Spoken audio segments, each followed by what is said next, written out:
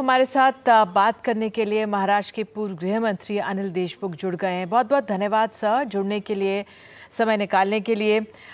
कल जिस तरह से शरद पवार जी का जो उन्होंने इस्तीफे की पेशकश की, एक तरह से सबको झटका लगा, लेकिन आज का दूसरा दिन है, क्या असर हुआ है? आपका क्या आंकलन, पार्टी पर क्या असर, महाराष्ट्र की राजनीति पर क्या असर, क्या हुआ है? ऐसा है कि कल जो साहब ने एकाएक निर्णय जो जाहिर किया, उस निर्णय का सभी को झटका लगा, उस निर्णय का सभी को सदमा पहुंचा और सभी विचार में गिर गए कि एकाएक साहब ने बिना जो कोर कमेटी है उसको कंसल्ट करते हुए कैसा एक निर्णय लिया करके सब लोग, पार्टी के सब कार्यकर्ता एक सदमे में आ गए थे।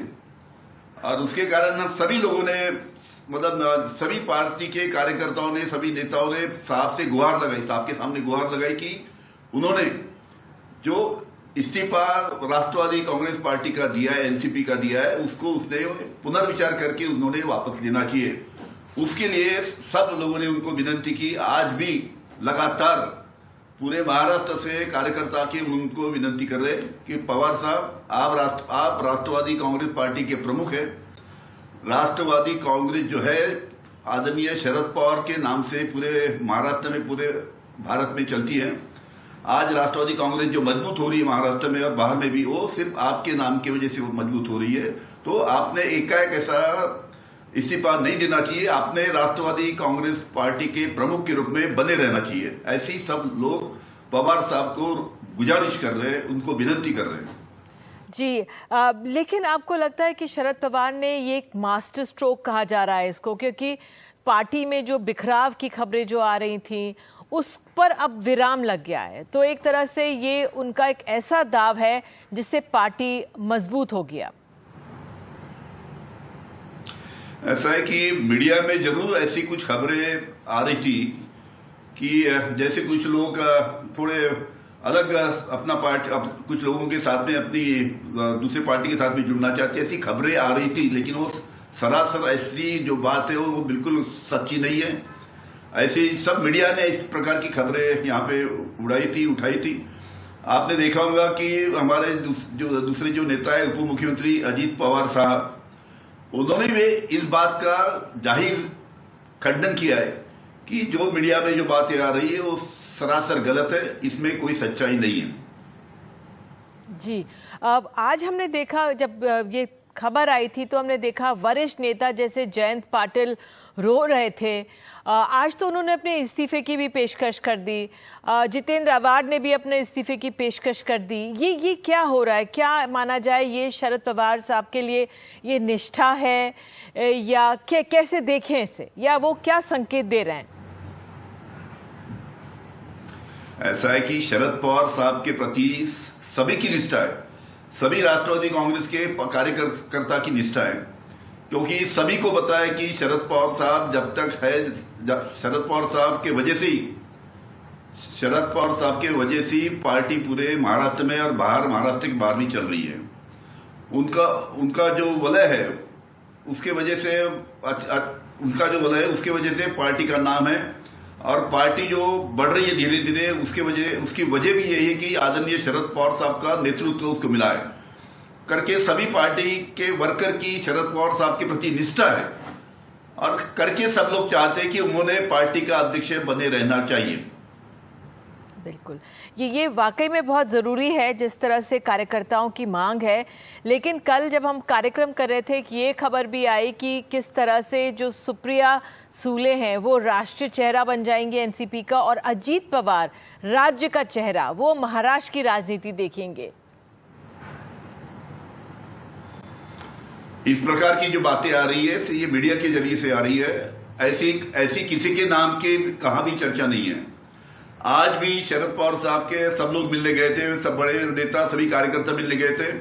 आज हालांकि ऐसी कोई मीटिंग नहीं हुई, और जो जिस बात का आपने अभी जिक्र किया, ऐसा कोई भी नाम सामने आया नहीं, क्योंकि नाम आने का सवाल ही नहीं आता। सब चाहते कि पवार साहब ही बने रहना चाहिए पार्टी के प्रमुख। जी, लेकिन वो भी उम्र दराज हो गए हैं, तबीयत के लिहाज से आपको लगता है उन्होंने ये कहा है मनाते हुए कि आप लोग, मैं पार्टी नहीं छोड़ रहा हूँ, राजनीति नहीं छोड़ रहा हूँ, तो क्या ये फॉर्मूला जो सामने आ रहा है वो मान्य होगा क्या लोगों को? ऐसे आप उनकी उम्र की बात किए, मैं आपको बताऊं आज भी इस उम्र में आदरणीय शरद पवार साहब 18 घंटा 19 घंटा काम करते हैं। गांव में कोई एक आधा किसान का प्रॉब्लम होता है, वहां पे गांव में जाके वहां किसान के खेत में जाते हैं, पूरा महाराष्ट्र में घूमते हैं, महाराष्ट्र के बाहर भी हर एक स्टेट में जाके उनके दौरे रहते हैं। आज भी इस उम्र में इतना 18 घंटा 19 घंटा काम करने वाला नेता आज दूसरा कोई नहीं है। और करके लोग चाहते, उनकी उम्र, आप उनकी तबीयत की बात करिए, आज की ये उम्र में भी उनकी सेहत बहुत अच्छी है। ऐसे नहीं कि घर के बाहर वो निकल नहीं रहे, ऐसी कोई बात नहीं।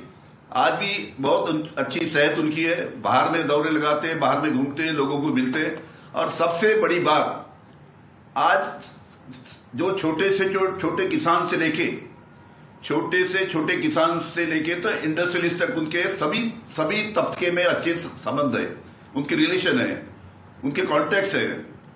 तो उनको पूरे महाराष्ट्र की जानकारी है, बाहर में हर एक राज्य की उनको राजनीतिक जानकारी है, बाहर के सभी पार्टियों के नेता को और बहुत अच्छी तरीके से जानते हैं, उनको इकट्ठा करने का काम वो कर सकते हैं।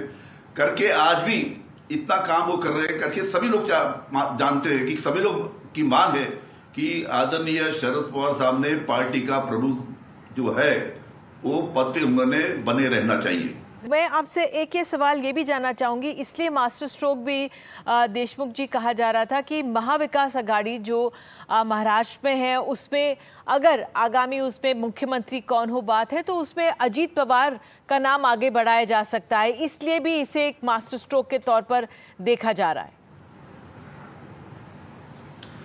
देखिए, जहां तक महाविकास आघाड़ी का सवाल है जिसमें कांग्रेस पार्टी, राष्ट्रवादी कांग्रेस और शिवसेना, ये तीनों महाविकास पार्टी के घटक है। जब भी चुनाव होंगे उसमें तीनों पार्टी इकट्ठा मिलकर चुनाव लड़ेंगी, ऐसी आज की स्थिति बनी हुई है।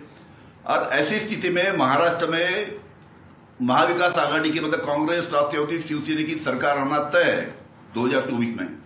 ऐसे हालत में कौन मुख्यमंत्री बनेगा वो तो समय तय करेगा। जो पार्टी के विधायक ज्यादा है वो पार्टी का मुख्यमंत्री आगे चल के बन सकता है। अभी से उसकी कोई मुख्यमंत्री कौन बनेगा उसकी अभी वहां चर्चा नहीं है।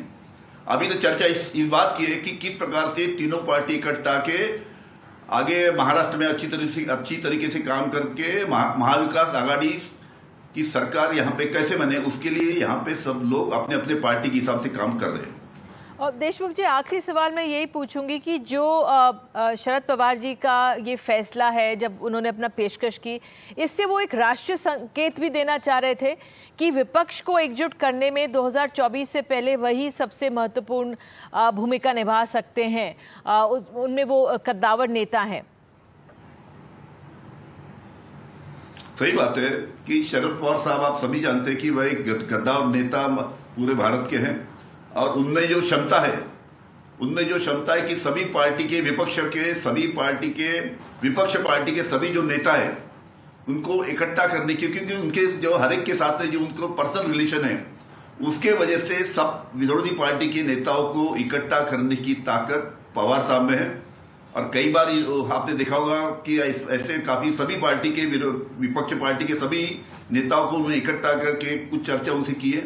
और आगे भी ऐसी स्थिति आएगी तो सभी विपक्ष पार्टी के सभी नेताओं को इकट्ठा करने की उनकी क्षमता देखते हुए उनका राष्ट्रवादी कांग्रेस के प्रमुख के पद पे रहना बहुत जरूरी है। चलिए अनिल देशमुख जी, आपने हमसे बात की, इसके लिए बहुत बहुत धन्यवाद, जुड़ने के लिए, समय निकालने के लिए। नमस्कार।